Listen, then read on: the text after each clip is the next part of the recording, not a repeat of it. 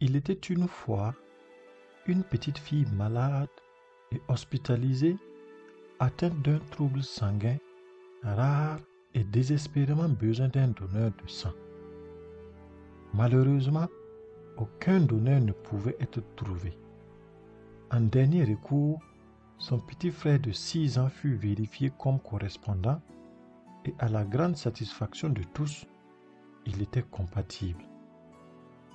Sa mère et le médecin expliquèrent au petit garçon comment il souhaitait utiliser son sang pour aider sa sœur et éviter qu'elle ne meure. Le petit garçon attendit quelques instants, puis demanda s'il pouvait y réfléchir. Ce n'était pas la réaction que la mère ou le médecin attendaient, mais ils acceptèrent. Le lendemain, le petit garçon, en présence du médecin et de sa mère, annonça qu'il était d'accord pour donner à sa sœur ce dont elle avait besoin. Le personnel hospitalier s'activa rapidement car la santé de sa sœur se détériorait rapidement. Afin que le petit garçon puisse comprendre ce qui se passait, on le plaça dans un lit à côté de sa sœur et la transfusion commença. Rapidement, la couleur et la vie affluèrent dans la petite fille et tous furent comblés de joie.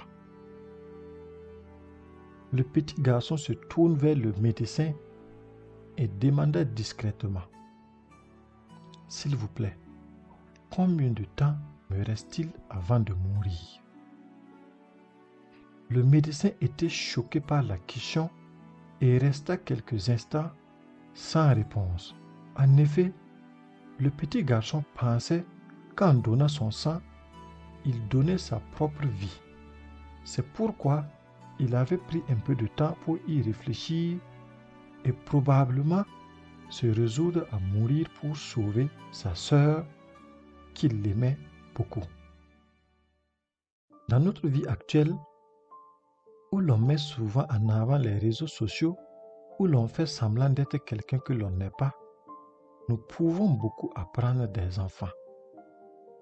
Nous pouvons apprendre ce que signifie donner et aimer inconditionnellement sans rien attendre en retour. Ce petit enfant voulait donner sa vie pour sauver sa sœur. Quand avez-vous donné sans attendre en retour pour la dernière fois? Quand avez-vous été prêt à tout donner, même un peu, pour aider quelqu'un? Vous seul pouvez répondre à cette question.